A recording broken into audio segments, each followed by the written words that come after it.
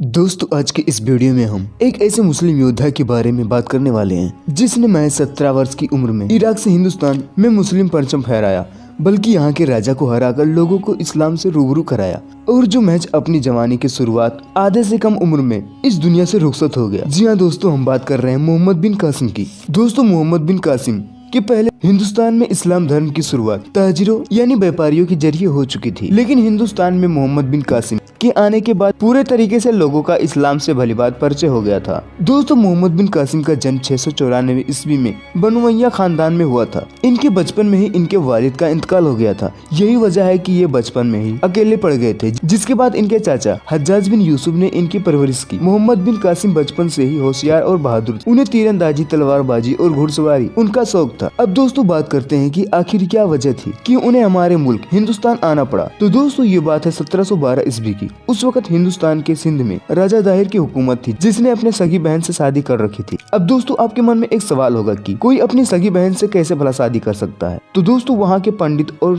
ज्योतिषियों ने राजा दाहिर को बताया कि उनकी बहन बहुत खुशनसीब है और जो भी उससे शादी करेगा सल्तनत उसकी हो जाएगी। दोस्तों, इतिहासकार लिखते हैं कि उस समय अरब के व्यापारी जब समुद्री जहाज से व्यापार करने आते, तब राजा दाहिर समुद्री लुटेरों के जरिए उनके सारे सामान लूट लिया करते थे। एक बार उनका एक जहाज अरब की ओर जा रहा था और जब वो सिंध के बंदरगाह पर पहुंचा तो लुटेरे ने उनका सारा सामान लूट लिया और उस जहाज में से कुछ लोगों को अगवा कर कैद में डाल दिया। उनमें से एक लड़की थी जो कैद से फरार होने में सफल रही, जिसके बाद उसने अपने रुमाल पर अपने खून से एक खत लिखकर एक कसीद के हाथों से भेजा और मदद की गुहार लगाई। और कहा जाता है कि जैसे ही हज्जाज बिन यूसुफ ने खत की चंद लाइनों को पढ़ा, वो कपकपा उठे और उनके आंखों के पानी शोले में तब्दील होने लगे। उन्होंने रुमाल यानी उस खत को मोहम्मद बिन कासिम के हाथों में दे दिया।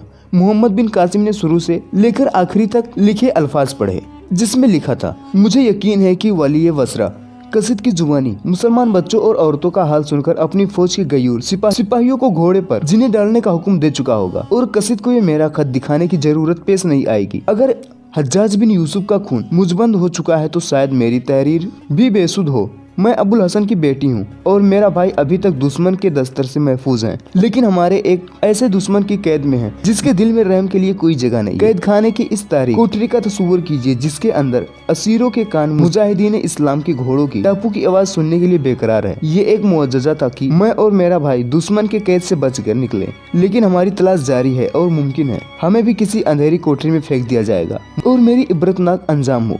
लेकिन मरते वक्त मुझे इस बात का अफसोस होगा कि वो सबा रफ्तार घोड़े जिनके सवार तुर्किस्तान और अफ्रीका के दरवाजे खटखटा रहे हैं अपनी कौम के यतीम और बेवस बच्चों की मदद को ना पहुंच सके। क्या ये मुमकिन है कि तलवार जो रूम और ईरान के मफदूर ताजदारों के सिर का सबका बनकर रौंदी सिंध के मगरूर राजा के सामने कुंद साबित होगी? मैं मौत से कतई नहीं डरती, लेकिन हज्जाज अगर तुम जिंदा हो तो अपनी गयूर कौम के यतीमों और बेवाओं की मदद को पहुँचो।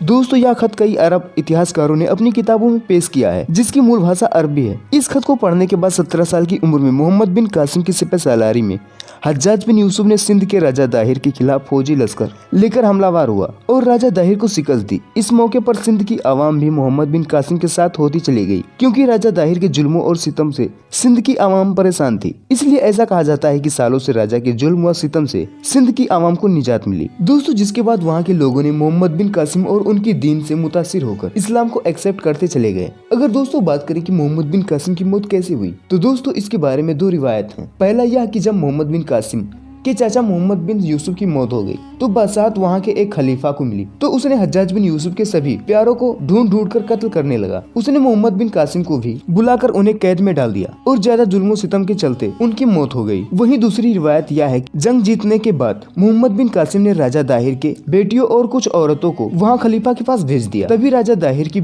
लड़कियों ने अपने बाप के मौत का बदला लेने के लिए एक चाल चली। लड़की ने बड़ी चालाकी से खलीफा से कहा कि मोहम्मद बिन कासिम पहले ही उनके साथ जिस्मानी रिश्ते बना चुका है, जिससे खलीफा गुस्से में आकर मोहम्मद बिन कासिम को बैल के चमड़े में बांध कर लाने का हुक्म दिया, जिसके कारण रास्ते में ही मोहम्मद बिन कासिम की दम घुटने की वजह से मौत हो गई।